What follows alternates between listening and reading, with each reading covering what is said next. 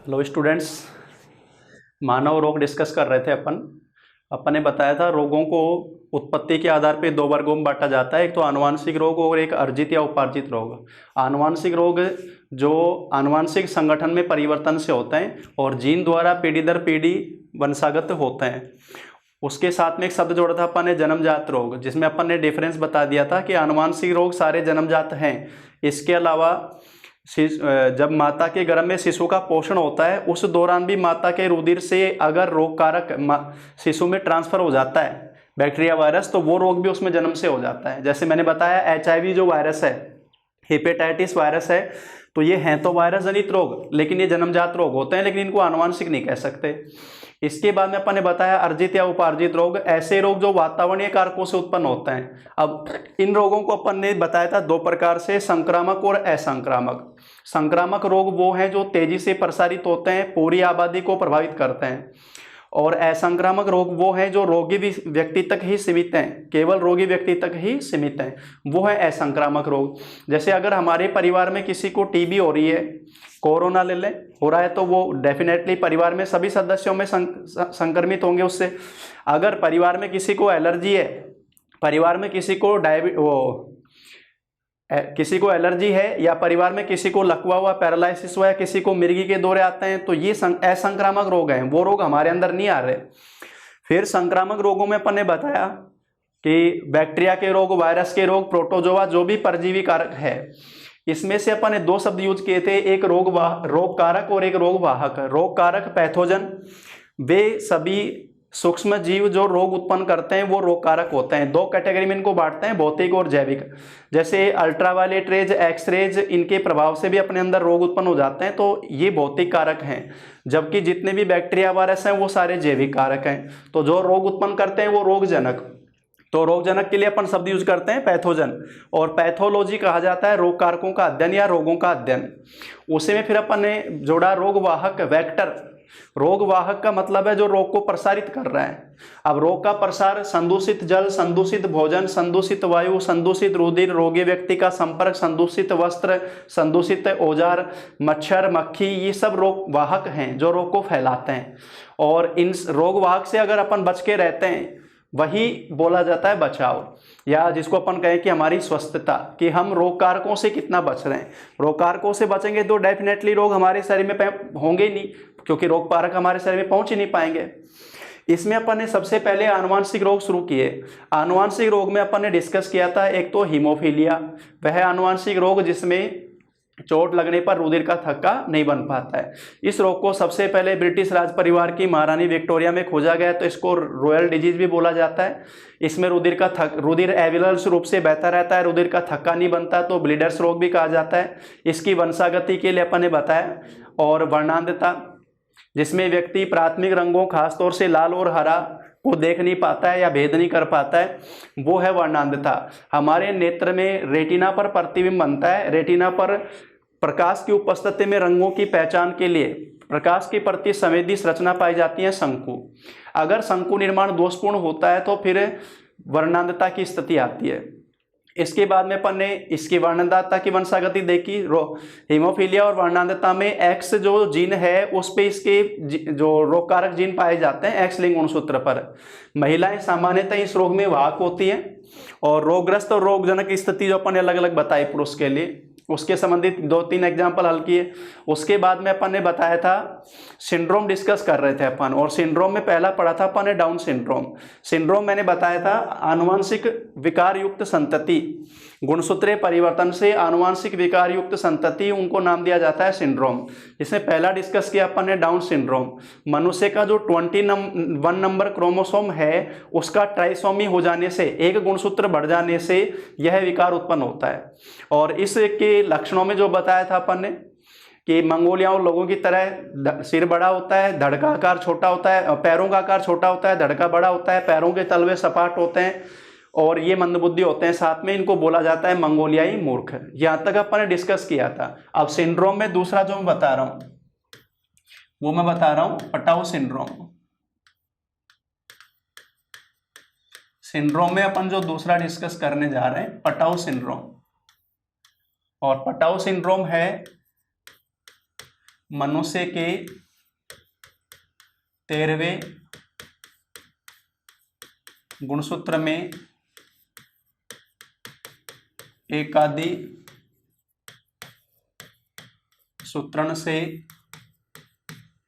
उत्पन्न syndrome.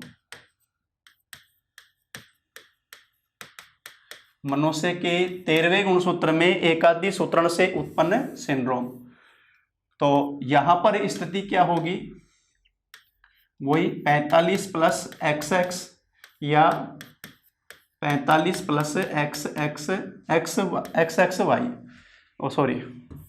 45 plus XY, यानी total number of chromosome हो गए 47। एक एक्स क्रोमोसोम एलिंग वाला, वो भी कौन से नंबर का, 13वें नंबर का, वो गुणसूत्र बढ़ गया, वो पटाव सिंड्रोम हो गया। लक्षण शरीर के भार में कमी, शरीर के भार में कमी, छोटा सिर, सिर पर कानों की स्थिति,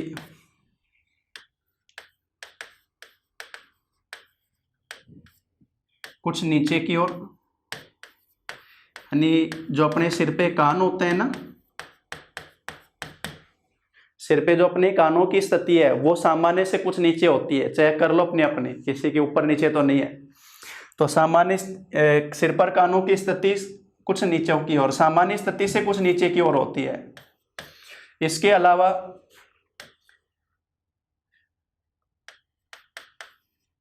हाथ पैरों की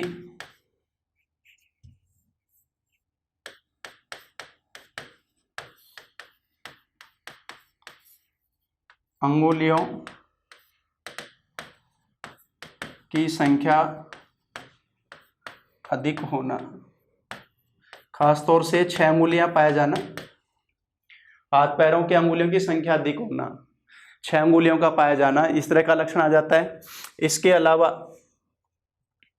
जो अपन ने बताया, ये जो लक्षण बताए अपन ने किसके बताए भाई, पटाव सिंड्रोम के बताए हैं। शरीर के भार में कमी है, छोटा सिर है, सिर पर कानों की स्थिति कुछ नीचे की ओर होती है, हाथ पैरों की अंगुलियां की संख्या क्या हो जाती है भाई, जो सामान्य रूप से तो 5-5 अपने बताते हैं, उससे अधिक हो जाती है। तो वो लक्षण किसके आ गए, पटाव सिंड्रोम के।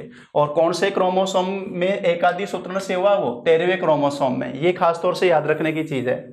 इसके बाद में अगला जो बता रहा हूं मैं, पटाव सिंड्रोम के बाद में वो बता रहा हूं एडवर्ड सिंड्रोम। एडवर्ड सिंड्रोम, और ये है मनुष्य के 18वें गुणसूत्र, मनुष्य के 18वें गुणसूत्र में एकादि सूत्रण से उत्पन्न सिंड्रोम। मनुष्य के 18वें गुणसूत्र में एकादि सूत्रण से उत्पन्न सिंड्रोम। और यहां पर भी सेम वही स्थिति होगी, 18वां वही एलिंग गुणसूत्र आएगा। तो एडवर्ड सिंड्रोम की स्थिति क्या होगी, 45 प्लस XX या 45 प्लस XY, यानी वही कितने हो गए भाई, 47। तो अभी भी एलिंग गुणसूत्र बढ़ा है, 44 तक अपन एलिंग काउंट करते हैं, 22 जोड़े तक जो बताते हैं। तो यहाँ पर भी एकादि सूत्रण हुआ, लेकिन कौन से का हुआ भी, 18वें गुणसूत्र का। वहां बताया था अपन ने 13वें का, और डाउन सिंड्रोम बताया था 21वें का। अभी तक जो तीनों मैंने एग्जांपल लिए हैं वो तीनों के तीनों किसके लिए है, एलिंग गुणसूत्र वाले। और इसके लक्षण जो हैं वही जन्म के समय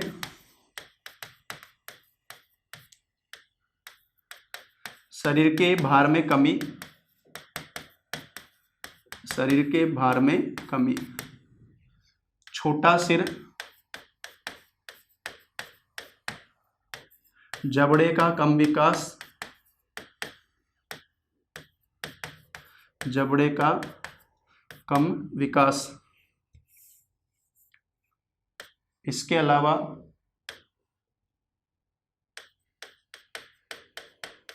पैरों के तलवे उत्तलाकार, उत्तलाकार। पैरों के तलवे में जो अपने गड्ढा पाया जाता है। ये यहाँ पर पैरों के तलवे कैसे हैं भाई, उत्तल आकार में हैं। और इसके अलावा हथेलियों में सिंगल लाइन, हथेलियों में सिंगल लाइन। ये अपने हाथों में जो रेखाएं हैं ना, जो एडवर्ड सिंड्रोम है, एडवर्ड सिंड्रोम में हाथों में जो रेखाएं हैं वो नहीं पाई जाती, सिंगल रेखा पाई जाती हैं। तो चेक कर लो भाई, लक्षण देखते जाना अपने अपने जो भी है, मिलाते जाना। जबड़ा छोटा रहता है, छोटा सिर है, पैरों के तलवे उत्तलाकार और हथेलियों में सिंगल लाइन पाए जाना, एकल रेखा पाया जाना। तो ये अपन ने बताया कौन सा भी, एडवर्ड सिंड्रोम। 3 बताए मैंने, डाउन, पटाऊ और एडवर्ड सिंड्रोम। उसके बाद में एक बता रहा हूं मैं, क्राइडू-चैट सिंड्रोम। क्राइडू-चैट सिंड्रोम, और ये होता है भी मनुष्य के 5वें गुणसूत्र के विलोपन से, के 5वें गुणसूत्र के विलोपन से। विलोपन का मतलब है डिलीट होना, डिलीटेशन। मनुष्य के 5वां गुणसूत्र विलुप्त होना। देखो, विलोपन जो है उत्परिवर्तन का सबसे बड़ा कारक है, और इसके सबसे घातक परिणाम आते हैं लक्षणों में, क्योंकि पूरा क्रोमोसोम डिलीट होगा तो पूरे के पूरे जीन युग्म जो जाते हैं उनकी वजह से लक्षणों में बहुत सारे परिवर्तन आते हैं। तो सबसे घातक अगर उत्परिवर्तन या सिंड्रोम उत्पन्न होते हैं वो है विलोपन से। मनुष्य के 5वें गुणसूत्र के विलोपन से होता है क्राइडू-चैट सिंड्रोम। और इसके लक्षण में जो आता है, जो ये जो शिशु होता है, शिशु रोते समय बिल्ली की जैसी आवाज, बिल्ली की जैसी आवाज, और इसीलिए इसको बोलते हैं कैट क्राई। मार्जार क्रंदन, कैट क्राई, तो कैट क्राई सिंड्रोम भी बोला जाता है इसको, मार्जार क्रंदन। यानी ये जो शिशु होता है ना, क्राइडू-चैट सिंड्रोम, ये जब रो रहा है तो आवाज किसकी तरह आती है भाई, बिल्ली जैसे बोलती है, उस तरह की आवाज आती है, तो वो क्राइडू-चैट सिंड्रोम। अब एक मैं बता रहा हूं, ल्यूकेमिया, ल्यूकेमिया, और ये है मनुष्य के 22वें गुणसूत्र का विलोपन। मनुष्य के 22वें गुणसूत्र के विलोपन से जो आनुवंशिक दोष उत्पन्न होता है सिंड्रोम, वो है ल्यूकेमिया। इसे ब्लड कैंसर भी कहा जाता है, ब्लड कैंसर भी कहा जाता है। और इसका आता है WBC का अति उत्पादन, WBC का अति उत्पादन वो है ल्यूकेमिया। तो ल्यूकेमिया कैसे हुआ भाई, मनुष्य के 22वें गुणसूत्र के विलोपन से। कैट क्राई बताया अपन ने मनुष्य के 5वें गुणसूत्र के विलोपन से। ये जो अपने सिंड्रोम के कुछ एग्जाम्पल लिए, देखो पहला बताया अपन ने डाउन सिंड्रोम, 21वें गुणसूत्र का विलोपन। दूसरा बताया पटाऊ, 13वें गुणसूत्र का विलोपन। तीसरा बताया एडवर्ड, 18वें गुणसूत्र का विलोपन। फिर एकादी सूत्रण, ये शुरू के जो 3 एग्जाम्पल लिए थे। अभी जो मैंने दोनों बताए, कैट क्राई और ल्यूकेमिया, ये मैंने बताया विलोपन से। कैट क्राई है 5वें गुणसूत्र का विलोपन, ल्यूकेमिया है 22वें गुणसूत्र का विलोपन। अब जो मैं एग्जांपल ले रहा हूं सिंड्रोम में, वो ले रहा हूं लिंग गुणसूत्र के आधार पे। पहला ले रहा हूं क्लाइनफेल्टर सिंड्रोम, क्लाइनफेल्टर सिंड्रोम, और ये है नर में एक्स लिंग गुणसूत्र, नर में 2 होते हैं ना, एक तो एक्स और एक वाई। एक्स लिंग गुणसूत्र का एकादी सूत्रण, एक्स लिंग गुणसूत्र का एकादी सूत्र है। नर में लिंग गुणसूत्र 2 बताए जाते हैं, एक्स और वाई, उसमें से एक्स लिंग गुणसूत्र बढ़ जाना वो है क्लाइनफेल्टर सिंड्रोम। तो इसकी स्थिति क्या बताएंगे बताओ। ये तो सामान्य है 44 जो है, और यहाँ स्थिति ये है XXY, यानी जो एक्स लिंग गुणसूत्र है वो एक बढ़ गया और ये हो गए टोटल 47। तो हुए तो अभी 47 वही है, लेकिन अब की बार एक्स लिंग गुणसूत्र बढ़ा है। अब देखो एक्स और वाई, इनमें से वाई जो है एकल रूप से प्रभावी रहता है, नर के लक्षण के लिए जिम्मेदार है। लेकिन जब एक्स लिंग गुणसूत्र 2 जाते हैं ना, एक्स लिंग गुणसूत्र 2 जाते हैं तो वाई लिंग गुणसूत्र का प्रभाव नगण्य हो जाता है। और ऐसी स्थिति में नर में महिला के समान लक्षण, नर में महिला के समान लक्षण। फॉर एग्जाम्पल स्तनों का विकास, त्वचा मुलायम,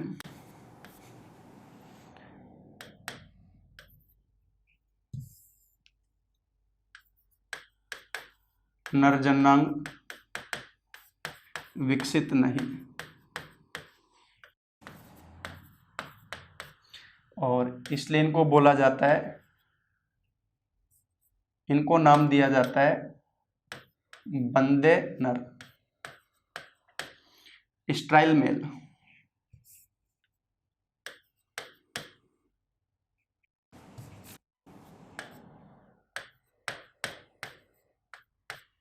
जननांग विकसित नहीं, बंदे नर कहा जाता है। बंदे नर ऐसे नर जिनमें क्षमता नहीं होती, स्ट्राइल मेल बंदे नर कहा जाता है। और शरीर पर बाल कम, बाल कम या बहुत कम बाल पाए जाते हैं। तो क्लाइनफेल्टर सिंड्रोम जो बताया अपन ने, नर में एक्स लिंग गुणसूत्र का एक बढ़ जाना, उसमें ऐसी स्थिति में 2 एक्स लिंग गुणसूत्र हो जाने से वाई लिंग गुणसूत्र का प्रभाव नर में नगण्य हो जाता है और लक्षण नर में महिला के समान विकसित हो जाते हैं। स्तनों का विकास, त्वचा मुलायम, नर जननांग विकसित नहीं, बंदे नर इनको कहा जाता है, शरीर पर बाल कम। इसके बाद में अगला जो मैं बता रहा हूं नंबर 7, वो मैं बता रहा हूं भाई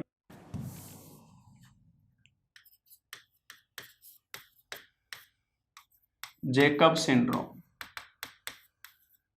क्या लिखा है मैंने, जेकब सिंड्रोम। और ये है नर में वाई लिंग गुणसूत्र। अब की बार तो अपन ने बताया था एक्स वाई लिंग गुणसूत्र,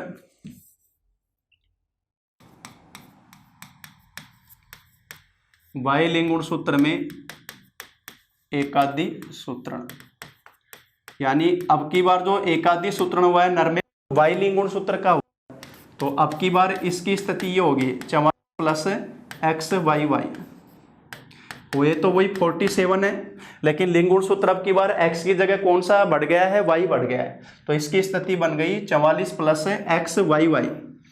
और इसे कहा जाता है, इन्हें सुपर मेल क्या कहा जाता है भाई, सुपर मेल कहा जाता है। और जितने भी जो आप देखते हो ना WWF रेसलिंग जो देखते हो, वो सारे के सारे सुपर मेल आते हैं। Jacob syndrome 44 plus X Y Y sorry. और लक्षण है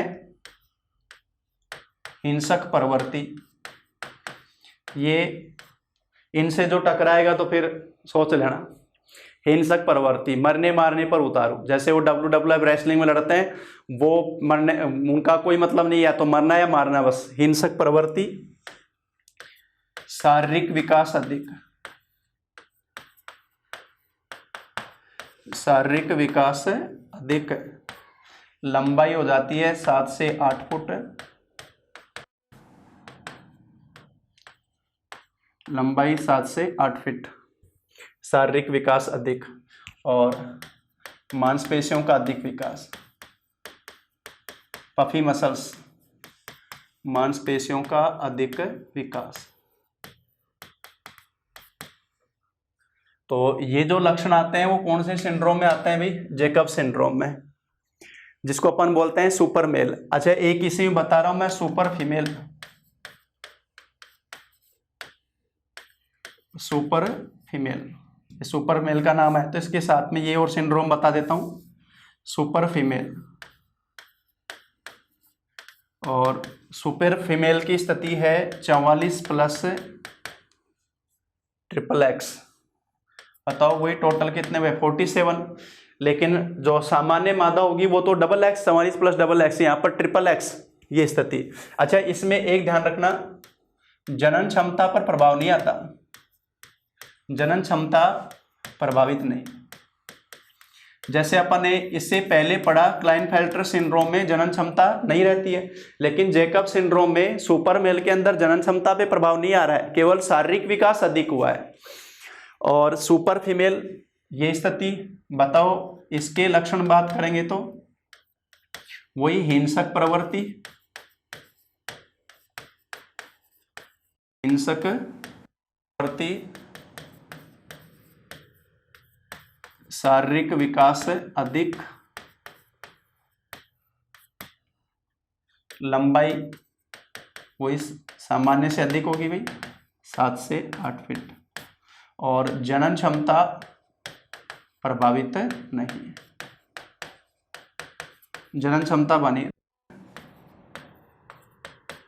जनन क्षमता प्रभावित नहीं, ये स्थिति आती है। ये किसकी आती है भाई? सुपर फीमेल की। तो ये जो अपन ने बताया जैकब सिंड्रोम, उसके जैकब सिंड्रोम, सुपर मेल, और फिर अपन ने इसके साथ में एक बताया सुपर फीमेल सिंड्रोम में लास्ट बता रहा हूं मैं, टर्नर सिंड्रोम। क्लाइनफेल्टर सिंड्रोम देखा भी हमने, टर्नर सिंड्रोम। टर्नर सिंड्रोम है मादा में एक X लिंग गुणसूत्र, मादा में एक X लिंग गुणसूत्र के विलोपन से उत्पन्न सिंड्रोम।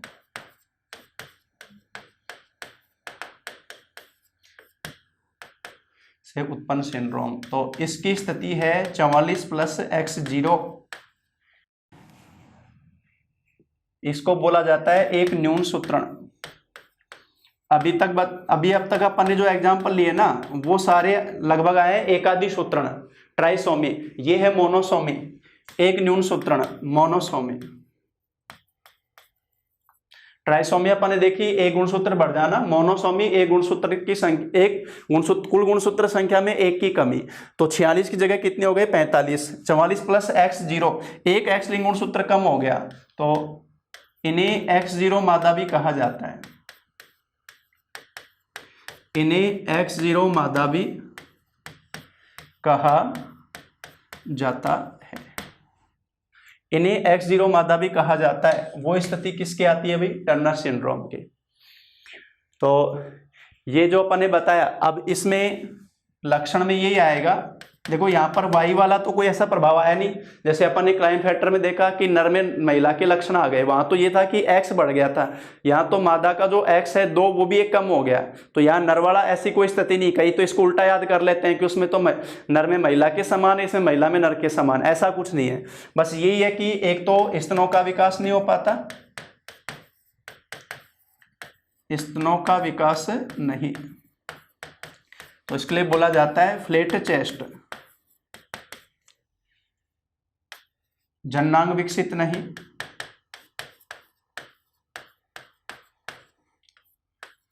जननांग विकसित नहीं, इनको बोला जाता है बंदे मादा।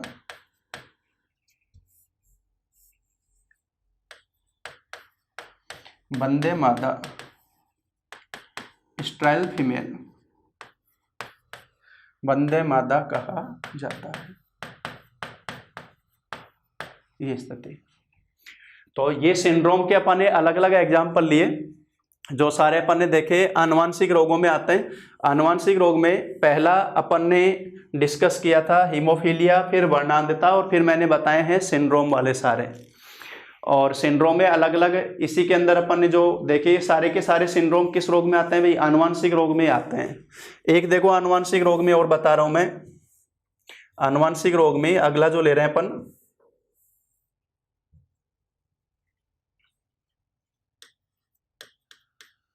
थैलेसीमिया। थैलेसीमिया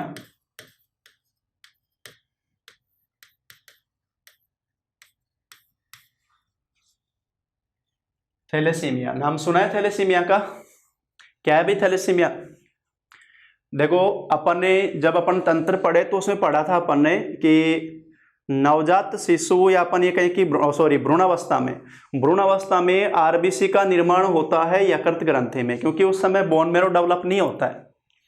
और वयस्क में बोन मेरो में अस्थि मज्जा का निर्माण या हीमोपोएसिस क्रिया होती है, रुधिर निर्माण क्रिया होती है। आरबीसी, डब्ल्यूबीसी, प्लेटलेट सभी रुधिर कोशिकाएं वहां बनती हैं अस्थि मज्जा के अंदर।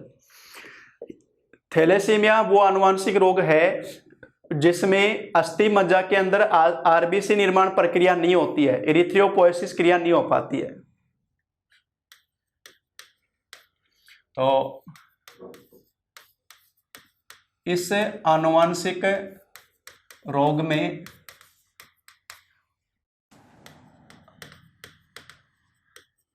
अस्थि मज्जा की कोशिकाओं में, बोन मेरो जो बोलते हैं अपन, अस्थि मज्जा की कोशिकाओं से, अस्थि मज्जा की कोशिकाओं से आरबीसी निर्माण, और आरबीसी निर्माण प्रक्रिया को बोला जाता है एरिथ्रोपोएसिस।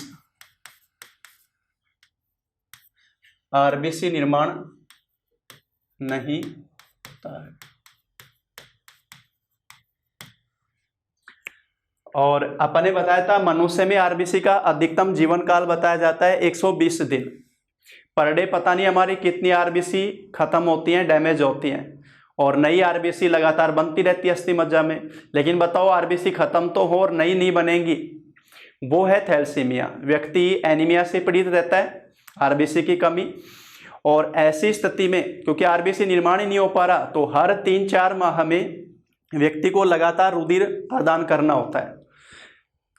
अपने ब्लड बैंक में जितना भी अपन ब्लड स्टोर किया जाता है, उसका सबसे ज्यादा ब्लड इन्हीं मानवीय आधार पर इन थैलेसीमिया पीड़ित बच्चों के लिए खर्च होता है। तो ब्लड हमें डोनेट करना चाहिए। ब्लड डोनेट करने से हमारे शारीरिक रूप से, मानसिक रूप से कोई प्रभाव नहीं आता है, शारीरिक रूप से कोई कमजोरी नहीं आती है, ये केवल भ्रांति है। बल्कि जितना ब्लड अपन ने ब्लड जैसे 1 यूनिट डोनेट किया अभी, तो 24 आवर्स के बाद में वो मात्रा वापस रिकवर हो जाती है। और एक स्वस्थ व्यक्ति को नियमित रूप से ब्लड डोनेट करते रहना चाहिए, उससे शरीर रिजुनेट होता है, नई कोशिकाओं का निर्माण होता है, ये सारा। तो थैलेसीमिया आनुवांशिक रोग वो है जिसमें अस्थि मज्जा की कोशिकाओं में आरबीसी निर्माण नहीं हो पाता है। इन व्यक्तियों को जीवित रहने के लिए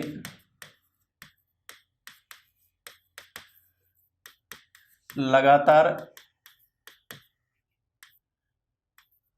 रुधिर आदान करना होता है। और इसका कारण क्या है? क्योंकि हमारे रुधिर में आरबीसी लगातार क्या होती जा रही है भाई, खत्म होती जा रही है।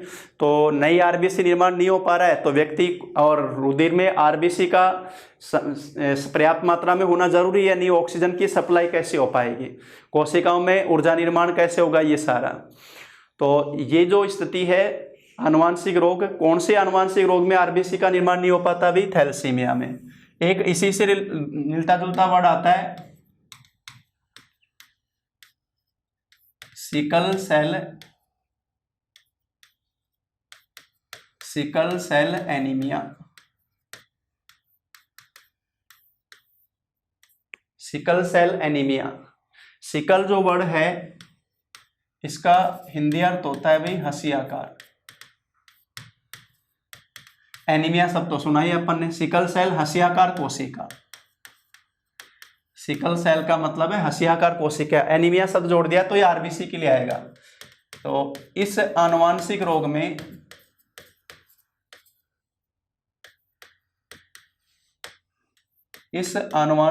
में आरबीसी सिकुड़कर,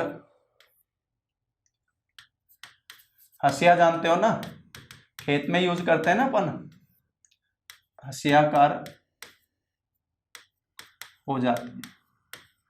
आरबीसी सिकुड़कर हसियाकार हो जाती है। हमने आरबीसी का आकार बताया था उभयअवतल सामान्य रूप से या गोलाकार अंडाकार रूप में, और इसमें ये तो हो गया सामान्य आकार आरबीसी का। आरबीसी का सामान्य आकार जो कि होता है उभयअवतल, बाइकॉनकेव, और ये सिकुड़कर हो जाती है हसियाकार। सिकुड़कर कैसी हो जाती है अभी? हसियाकार। और ऐसी स्थिति में आरबीसी में जो श्वसन वर्णक बताया था अपन ने कि आरबीसी में क्या पाया जाता है भाई? हीमोग्लोबिन। और हीमोग्लोबिन को ज्यादा स्थान देने के लिए इसमें से केंद्रक डिजनरेट किया जाता है, माइटोकॉन्ड्रिया वगैरह डिजनरेट करते हैं हीमोग्लोबिन को ज्यादा स्थान देने के लिए। आरबीसी में हीमोग्लोबिन का आयतन घट जाता है।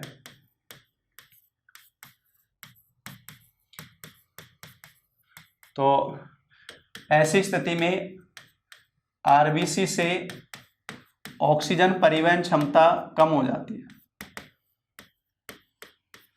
बहुत कम हो जाती है, बहुत कम हो जाती है। तो ये बताया अपन ने सिकल सेल एनीमिया।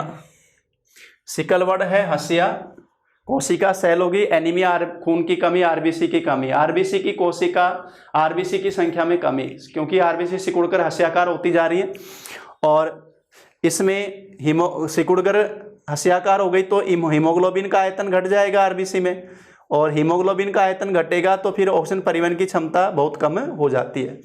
आनुवांशिक रोग जो अपन डिस्कस कर रहे थे, जिसमें अपन ने नाम लिया लास्ट वाला सिकल सेल एनीमिया का बताया, उससे पहले अपन ने डिस्कस किया जो नाम बताया था अपन ने थैलेसीमिया, आरबीसी निर्माण नहीं हो पाना, सिकल सेल एनीमिया, आरबीसी का आकार कैसा हो जाना भाई? हसियाकार। तो अभी जो अपन ने डिस्कस किए आनुवांशिक रोग के बारे में, और आनुवांशिक रोग मैंने बताया था आनुवांशिक संगठन में परिवर्तन से उत्पन्न होते हैं, और आनुवांशिक संगठन में परिवर्तन होगा तो ये जो परिवर्तन है वो स्थायी रूप से ही होता है। आनुवांशिक संगठन में जो परिवर्तन होता है जिनको अपन उत्परिवर्तन नाम देते हैं, और इससे नए लक्षण उत्पन्न होना संभावी है, जो अपन ने देखे अलग अलग लक्षण आ जाते हैं, और ये पीढ़ी दर पीढ़ी वंशागत होते हैं। तो ध्यान रखना, आनुवांशिक रोग हमेशा कैसे हैं? जो रोग पीढ़ी दर पीढ़ी वंशागत होते हैं वो आनुवांशिक रोगों में आ जाते हैं। अब दूसरे प्रकार के रोग जो अपन ने बोले थे वो बोले थे अपन ने अर्जित या उपार्जित रोग, और अर्जित उपार्जित रोग में अपन ने दो वर्ग बांटे थे, एक तो बताया था संक्रामक रोग और एक बताया था अपन ने असंक्रामक रोग। ये दो नाम अपन ने दिए थे, एक तो कौन सा बताया था भाई? संक्रामक, और एक क्या बताया था अपन ने? असंक्रामक। अब पहले डिस्कस करेंगे अपन संक्रामक रोग को। संक्रामक रोग, और संक्रामक रोग किनको बोला जाता है? चलो पहले अपन असंक्रामक ले लेते हैं, ठीक है, फिर अपन संक्रामक ले लेंगे लास्ट में। असंक्रामक रोग, अनकम्युनिकेबल या अनइन्फेक्शियस रोग बोले जाते हैं, यानी ऐसे रोग जो रोगी व्यक्ति तक सीमित हैं। ऐसे रोग जो रोगी व्यक्ति तक सीमित हैं,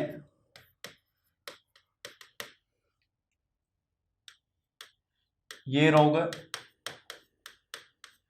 प्रसारित नहीं होते।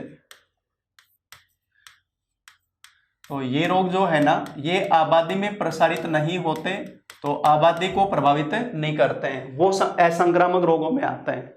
अब असंक्रामक रोगों में जैसे पहले मैं बता रहा हूं भाई, असंक्रामक रोगों में पहले अपन डिस्कस कर रहे हैं कैंसर। कैंसर के बारे में बात करने जा रहे हैं। जनरली इसमें ये पूछा जाता है कैंसर रोग जो अपन बोलते हैं। देखो ध्यान दो, इसमें कैंसर है क्या? कैंसर है कोशिकाओं का अनियमित विभाजन। कोशिकाओं का अनियमित विभाजन। अनियमित विभाजन से मतलब क्या है? कोशिका लगातार विभाजित होती जा रही है और ऐसी स्थिति में जिस अंग की कोशिकाओं में अनियमित विभाजन हुआ उस अंग के ऊतकों में अर्बुद बनेंगे, ट्यूमर बनेंगे, गांठें बनते हैं जो अपन बोलते हैं ट्यूमर, गांठ जो बोलते हैं अर्बुद। तो कोशिकाओं का अनियमित विभाजन बोला जाता है कैंसर। देखो कोई भी जो सामान्य कोशिका होती है, कोशिका में एक जीन पाए जाते हैं जिनको नाम देते हैं ऑन्कोजीन। क्या नाम दिया जाता है अभी? ऑन्कोजीन। तो ऑन्कोजीन बोले जाते हैं कोशिकाओं में उपस्थित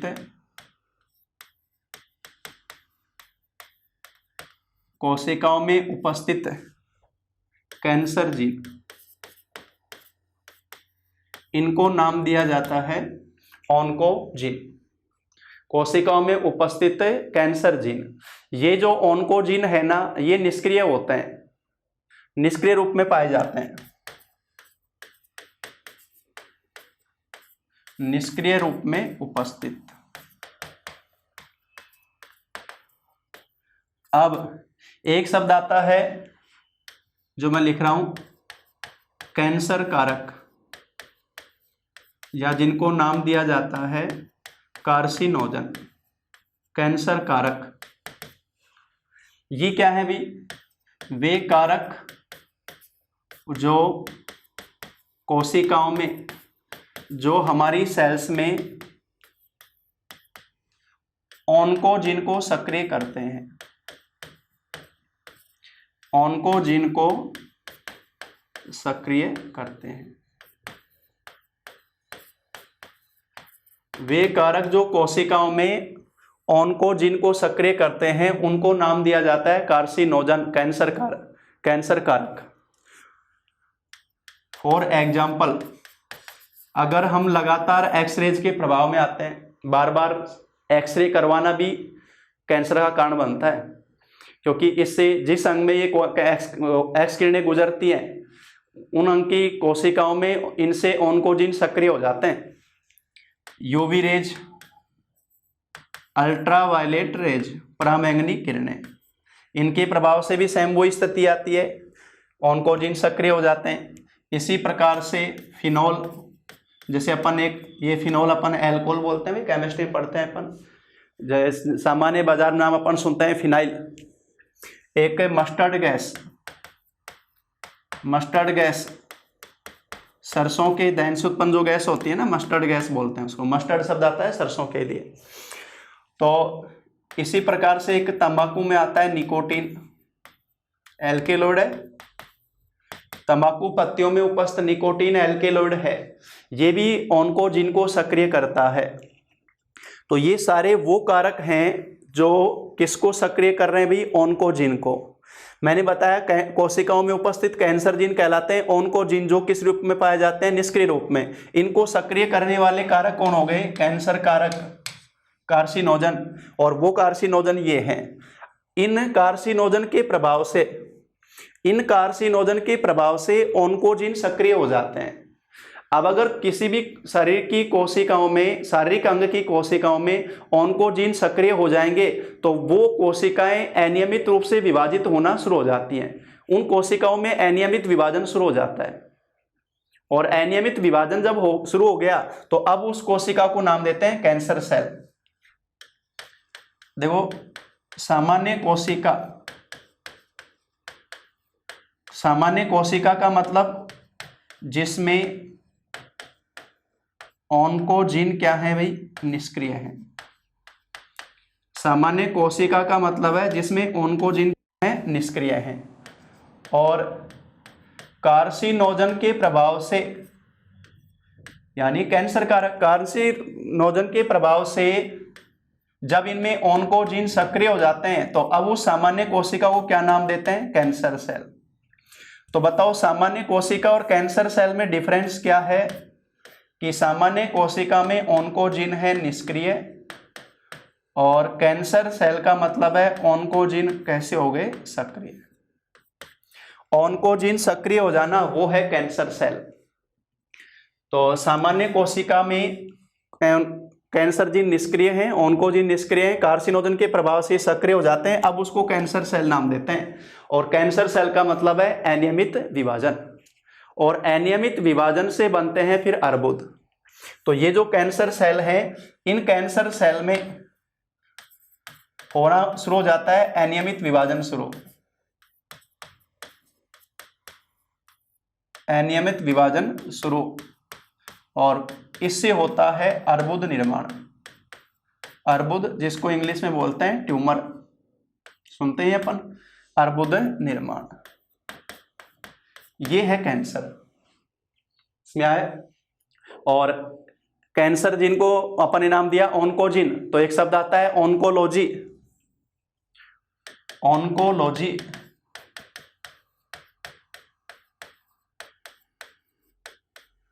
और ऑन्कोलॉजी बोला जाता है study of cancer cell, study of cancer cells. Cancer कोशिकाओं का अध्ययन उसको नाम दिया जाता है ऑन्कोलॉजी। तो मैंने बताया कि हमारे शरीर की कोशिकाओं में पाए जाते हैं ऑन्कोजीन, जो पाए जाते हैं निष्क्रिय रूप से। जैसे ही कार्सिनोजन का प्रभाव इन पर होता है, कार्सिनोजन वे कारक हैं जो ऑन्कोजीन को सक्रिय करते हैं। ऐसी स्थिति में ऑन्कोजीन सक्रिय हो जाते हैं। ऑन्कोजीन सक्रिय होते हैं तो कोशिकाओं में अनियमित विभाजन शुरू हो जाता है, उन कोशिकाओं को बोलते हैं कैंसर सेल्स, और ये फिर अर्बुद निर्माण करती हैं, ट्यूमर बनती हैं, उसको अपन कैंसर बोलते हैं। अब इस कैंसर के जो लक्षण हैं, कैंसर के लक्षण,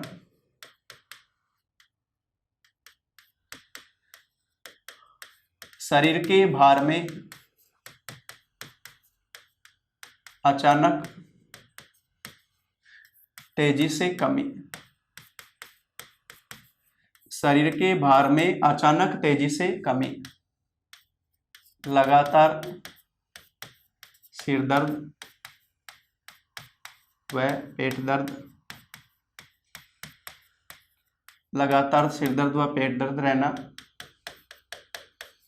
बाल झड़ना शुरू हो जाना, बाल झड़ना शुरू होना,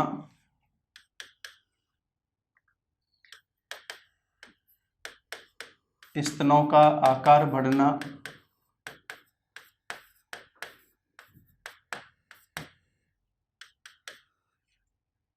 स्तनों का आकार बढ़ना। इसी प्रकार से शरीर के किसी भाग में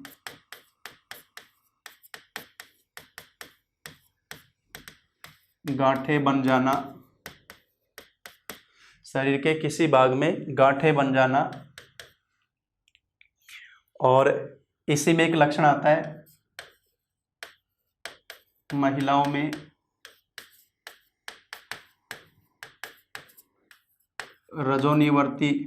रजोनिवर्ती बताई थी अपन ने, रज चक्र का बंद हो जाना 45 से 50 वर्ष के बाद भी रक्तस्राव,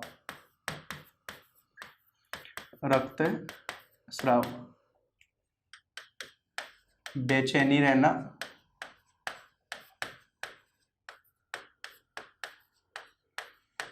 नींद नहीं आना। तो ये जो सारे के सारे लक्षण बताए मैंने, शरीर के भार में अचानक तेजी से कमी आना, लगातार सिर दर्द व पेट दर्द रहना, बाल झड़ना, स्तनों का आकार बढ़ना, शरीर में किसी भाग में गांठें बन जाना, महिलाओं में रजोनिवर्ती के बाद रक्तस्राव, बेचैनी रहना, नींद नहीं आना, ये सब लक्षण बताए अपन ने किसके भाई? कैंसर के।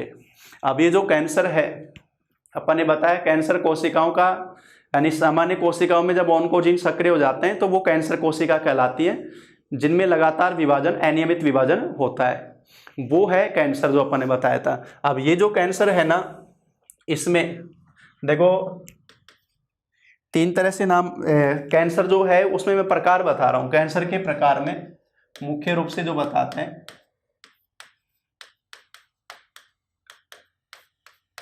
एक तो प्रकार बोला जाता है कार्सिनोमा, ठीक है, कार्सिनोमा, और 85% कैंसर इसी प्रकार का होता है, इसी प्रकार का होता है। कौन सा भाई? कार्सिनोमा। ये क्या है? हमारे शरीर के अंगों पर, बॉडी ऑर्गन पर जितने भी आवरण हैं वो बोला जाता है उपकला ऊतक, एपिथेलियम, उपकला ऊतक बोला जाता है। उपकला ऊतक शरीर का जितना भी आवरण है, उनकी कोशिकाओं में होने वाला कैंसर जो है ना, वो कार्सिनोमा है। शारीरिक अंगों के आवरण, जो अपन झिल्लियां वगैरह सब पढ़ते हैं, शारीरिक अंगों के आवरण उपकला ऊतक, इसी को एक नाम दिया जाता है एपिथेलियम। उपकला ऊतक में होने वाला कैंसर। अब उपकला ऊतक बताया अपन ने, शारीरिक अंगों का आवरण है, भारी आवरण है, इसकी कोशिकाएं अगर कैंसर सेल बनेंगी तो वो तेजी से प्रसारित होती है, सतह, शारीरिक सतह पर तेजी से प्रसार उनका होता है, वो कहलाता है कार्सिनोमा। अब इसके एग्जाम्पल में ले तो देखो, स्तनों का कैंसर, सीधा लिख देता हूं मैं, स्तन कैंसर, स्तन कैंसर, इसी प्रकार से मुख गुहा कैंसर, ये निकोटीन या तंबाकू सुपारी का मेन प्रभाव, मुख गुहा कैंसर, गला वगैरह से आ रहा है मुख गुहा में, स्तन कैंसर, मुख गुहा कैंसर। इसी प्रकार से लंग्स कैंसर, फेफड़ों की जो वायुकूपिकाएं हैं वहां पर लंग्स कैंसर जो आ गया, स्तन कैंसर, मुख गुहा कैंसर, लंग कैंसर, एक गर्भाशय कैंसर, यूट्रियस जो कैंसर होगा वो गर्भाशय कैंसर एक नाम आता है इसमें।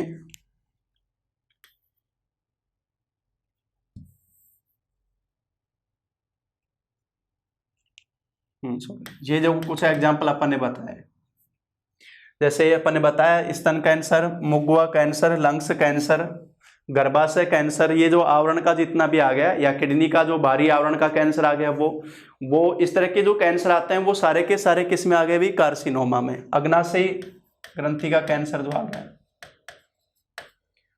पैनक्रियाज कैंसर जो आ गया, वो भी इसमें आ गया। तो सबसे सामान्य रूप से पाया जाने वाला कैंसर ये कहलाता है कार्सिनोमा। दूसरा नाम दिया जाता है सार्कोमा, और सार्कोमा है मेजोडर्मल ऊतकों का कैंसर, मेजोडर्मल ऊतकों का कैंसर। यानी अपन ने बताया था एक्टोडर्म, मेजोडर्म और एंडोडर्म। एक्टोडर्म वाला तो आ गया सार्कोनोमा, उपकला उसी में आता है। मेजोडर्मल जो आता है, मेजोडर्मल ऊतकों का कैंसर, तो इसमें अगर अपन नाम करें, मेजोडर्मल में अगर आ जाएगा तो इसमें देखो मेजोडर्म में से ही रुधिर तंत्र का आता है, तो रुधिर कैंसर। इसी प्रकार से अस्थि कैंसर, क्योंकि अस्थियां भी मेजोडर्मल ऊतक से विकसित होती हैं। मांसपेशी कैंसर, मांसपेशियां भी मेजोडर्मल ऊतक से विकसित होती हैं। एक लसिका ग्रंथि कैंसर, रुधिर कैंसर, अस्थि कैंसर, मांसपेशी कैंसर, क्योंकि सबके सब किस में आते हैं भाई? मेजोडर्मल ऊतक में आते हैं। तो ये होगा सार्कोमा, मेजोडर्मल ऊतकों का कैंसर। और एक जो अपन ने पढ़ा ल्यूकेमिया, तीसरे प्रकार में, इसको बोला जाता है ब्लड कैंसर। और ये है WBC की अधिकता, जो बताया था मैंने, WBC की अधिकता, ये आनुवंशिक दोष में आता है भाई। 22वें गुणसूत्र के विलोपन, 22वें गुणसूत्र के विलोपन से उत्पन्न, वो है ल्यूकेमिया, ब्लड कैंसर भी इसको नाम दिया जाता है। तो ये जो अपन ने बताए कैंसर में प्रकार जो बताया मेन, इसमें देखो कार्सिनोमा और दूसरा बताया अपन ने सार्कोमा। कार्सिनोमा मेन कैंसर है जो अपन ने बताया था। ये अलग अलग प्रकार का जो इसमें किया जाता है, एक मैं बता रहा हूं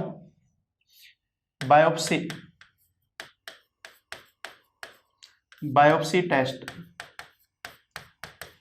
ये है कैंसर की जांच,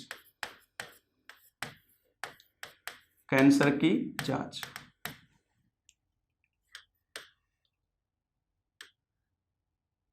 इसमें क्या होता है बायोप्सी टेस्ट के अंदर, देखो ये पैथोलॉजिकल अध्ययन है बायोकेमिस्ट्री का।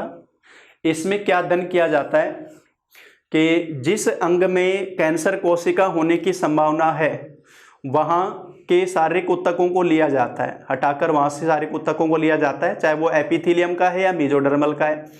उन शारीरिक ऊतकों को लेकर उन कोशिकाओं के विभाजन का अध्ययन किया जाता है। अब वो जो अध्ययन करेंगे तो उसमें ये देखा जाता है कि कोशिकाओं में विभाजन सामान्य रूप से हो रहा है या अनियमित रूप से हो रहा है। अगर कोशिकाओं में विभाजन सामान्य रूप से है तो वो कैंसर कोशिका नहीं है। अगर उन कोशिकाओं में विभाजन अनियमित रूप से हो रहा है तो डेफिनेटली उस अंग की कोशिकाएं कैंसर कोशिकाएं बन चुकी हैं। वो है बायोप्सी टेस्ट जो किया जाता है। तो इसमें संबंधित अंग की कोशिकाओं के नियमित विभाजन की जांच, नियमित या अनियमित विभाजन की जांच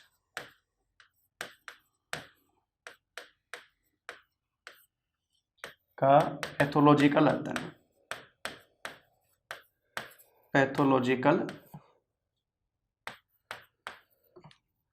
पैथोलॉजिकल अध्ययन। वापस से सुनना, बायोप्सी टेस्ट में क्या किया जा रहा है, जब किसी भी अगर शरीर के किसी भाग में अर्बुद ट्यूमर बन गई हैं, उन ट्यूमर से कैंसर शारीरिक ऊतकों को हटाया जाता है।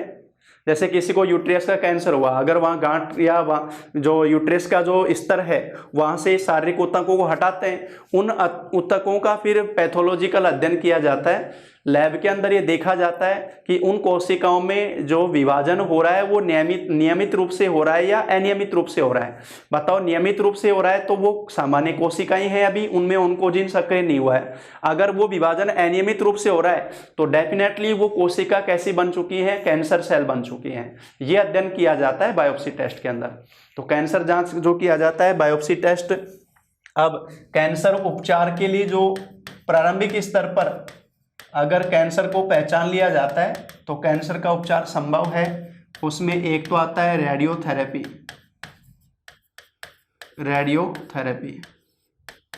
इसमें क्या किया जाता है भी, रेडियो सक्रिय पदार्थ से रेडियोएक्टिव विकिरणों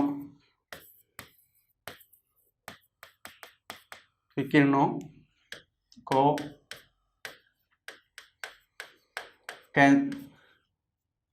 रेडियोएक्टिव विकिरणों द्वारा कैंसर सेल्स को जलाना।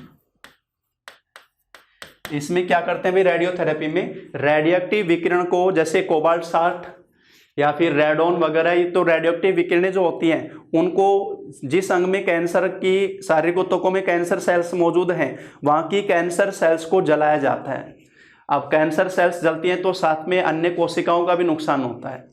और कैंसर सेल्स को जलाना इस स्तर पर कि वो कोशिकाएं खत्म हो जाएंगी। अगर कैंसर सेल्स खत्म हो गई तो कोशिकाओं का अनियमित विभाजन रुक जाएगा। यही इसकी प्रॉब्लम है कि अगर ये बाद में प्राइमरी लेवल से अपर लेवल पे चला जाता है तो अगर इलाज भी कराते हैं, अगर कोई भी कैंसर कोशिका बच गई सिंगल भी, तो वापस से वही वृद्धि करके कैंसर की संख्या बढ़ा देती है, कोशिकाओं की संख्या बढ़ा देती है। तो इसलिए प्राइमरी लेवल पर अगर इसको रोक लिया जाता है, कैंसर सेल्स को समाप्त करके, तब ये उपचार संभव है। रेडियोथेरेपी जो आती है, एक शब्द इसमें आता है कीमोथेरेपी, कैंसर में एक शब्द आता है कीमोथेरेपी। इसमें रेडियोएक्टिव पदार्थ को ट्यूमर में, अर्बुद में प्रतिस्थापित किया जाता है। इसमें क्या करते हैं भाई, देखो रेडियोथेरेपी में तो रेडियोएक्टिव विकिरणों को अर्बुद पर या कैंसर सेल्स पे डाला जा रहा है, उनको जलाया जा रहा है। इसमें रेडियोएक्टिव पदार्थ की निश्चित मात्रा को ट्यूमर या जो कैंसर सेल्स हैं उनके अंदर ही प्रतिस्थापित कर देते हैं और वो धीरे धीरे उन कैंसर सेल्स को समाप्त करता है, वो है कीमोथेरेपी। तो रेडियोथेरेपी और कीमोथेरेपी जो शब्द आते हैं वो दोनों किससे संबंधित हैं भी, कैंसर उपचार से संबंधित हैं। तो असंक्रामक रोग में पहला डिस्कस किया है अपन ने कैंसर, इसके बाद में इसके आगे के डिस्कस करेंगे अपन नेक्स्ट क्लास में।